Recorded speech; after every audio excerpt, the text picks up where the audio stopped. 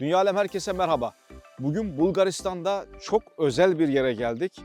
Burası Hollywood'un bile gözdesi olan yerlerden bir tanesi. Gerçekten güzel, özel bir yer. Devataşka Peşara yani Devataşka mağarası. Böyle enteresan bir mağara. Şimdi arabamızı park ettik, mağaraya doğru yürüyoruz. Yaklaşık bir yarım kilometre yürümemiz gerekiyor. Tabii böyle güzel bir yere giderken de bedava olmuyor. Biletimizi almamız lazım. Bilet de regular 3 leva. Yaklaşık 1,5 euro yapıyor. Dobar dan. Merhaba, dobar den. Press.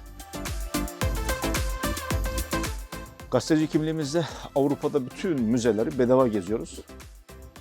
Bakalım burada da girecek miyiz? Şimdi soruyor kendisi. Evet, gazeteci kimliğiyle Avrupa'nın bütün her tarafında müzeleri bedava gezebiliyorsunuz.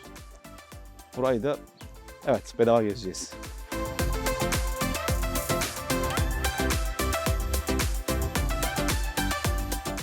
Mağaraya gidiyoruz ama nerede artık bakacağız.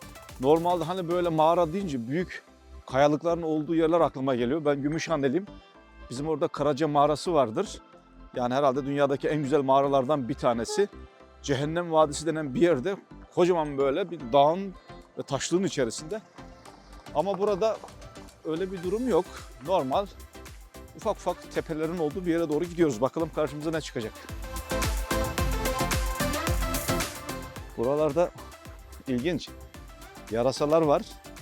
Yarasalar da bu mağaranın en önemli fenomenleri.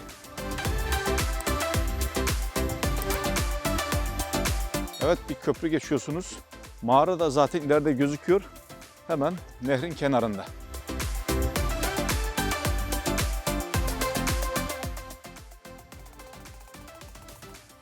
Burada da gördüğünüz gibi Expendables 2 yani Cehennem Melekleri 2 filminin bayağı bir kısmı burada çekiliyor.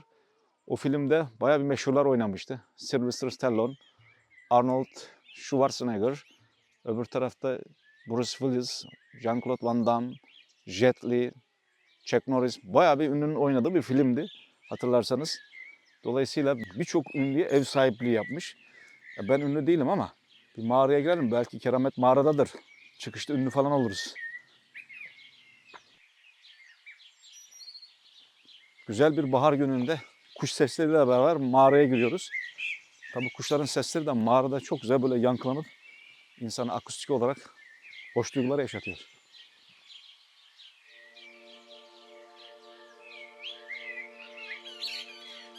Wow! Gerçekten büyük bir mağaraymış. Yalnız bu mağara bana Prahova Selanik'teki o büyük tuz madenini hatırlattı. Gezmiştik orayı. Wow! Devasa bir yer burası ya. Orası da 53 bin metrekare büyüklüğünde, 55 metre yüksekliğinde çok büyük bir yerde. Ama burası da çok büyük. Bakalım ileriye doğru devam edeceğiz. Daha ne kadar gidiyor.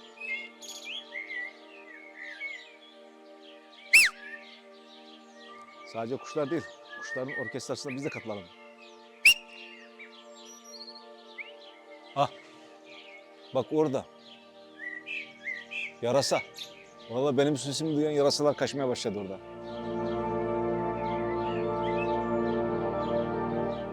Yalnız o filmde yani uçak giriyor oradan ta ileriye kadar gidiyor savaş uçağı. Burada uçağın gittiğine hiçbir emare yok. Demek ki o kısmı yeşil perdede çekmişler.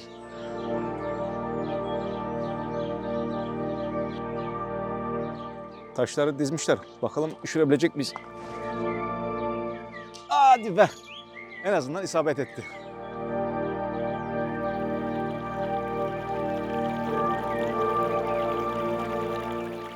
Su sesi geliyor mağaranın içinden. Evet, burada mağaradan su çıkıyor. Dere bile olmuş. Su sesine doğru devam edelim. Muhtemelen su da çok güzeldir.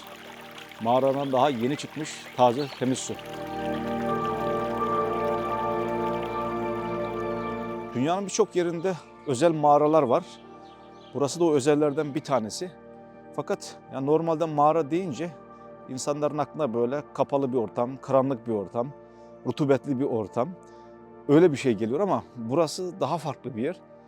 Yani mağaranın ortasından dışarıya açılan böyle büyük büyük delikler demeyeyim, pencereler var. Oradan gün ışığı giriyor.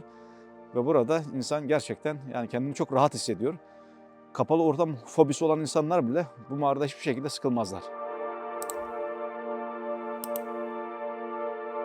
Mağara ile ilgili birçok efsane var. Bunlardan bir tanesi de bizim için tanıdık bir efsane. Bu mağarada çok büyük bir hazine varmış ve hazineyi de periler koruyormuş. Hazinenin korunduğu yer de perilerin olduğu yer de orasıymış. Gidip bir bakalım. Yani belki periler uykuda falandır. Biz de hazineyi kaparız.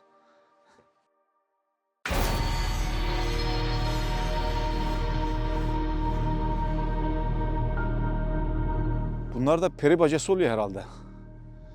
Ama insan yapımı peri bacası. Evet. Hazinenin olduğu yere giriyoruz şimdi. Tabii böyle vakitte akşam vakti. İçeride bakalım bizi ne bekliyor. Karanlık bir tünelden giriyoruz.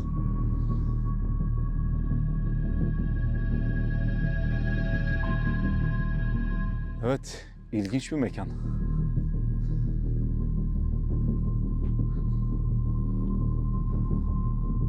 Biz yine her ihtimale binaen besmelemizi çekelim. Ne olur ne olmaz. Burada böyle bunları dizmişler peri bacaları gibi. Tamamen insan yapımı. Belli ki. Mağara gittikçe daha korkunç hale gelmeye başladı yani.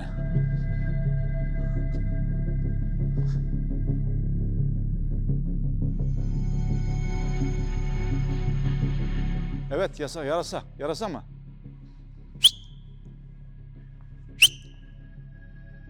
Mağaranın bundan sonrası karanlık.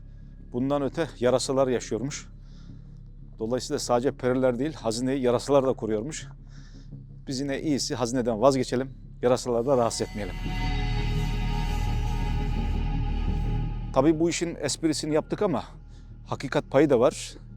Özellikle yani 3 harfler dediğimiz o mahlukların yaşadığı yerler böyle metruk yerler oluyor, harabe yerler oluyor veya mağaralar oluyor. Dolayısıyla buranın sakinlerinden, onlardan çok vardır mutlaka. Ama onlar başka boyutta, biz başka boyutta. Biz onlara ilişmiyoruz, onlar da bize ilişmiyorlar. Ama o şekilde de biz tabii İslam inancına göre buna inanıyoruz, cinlerin varlığına.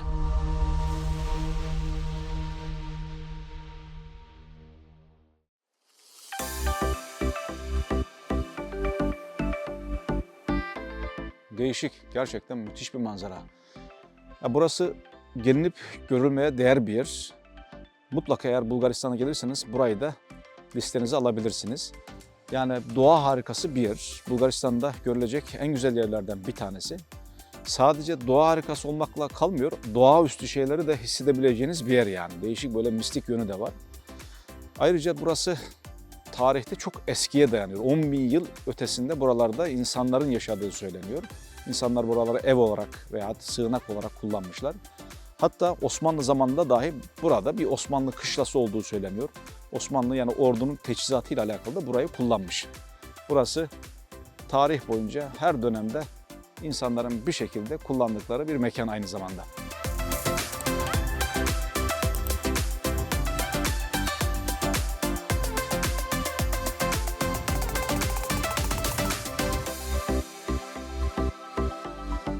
Evet, bugün de Deve Taşka mağarasını gezmiş olduk. Değişik, ilginç bir yer. Bir sonraki programda görüşmek üzere. Dünya alem hoşça kalın.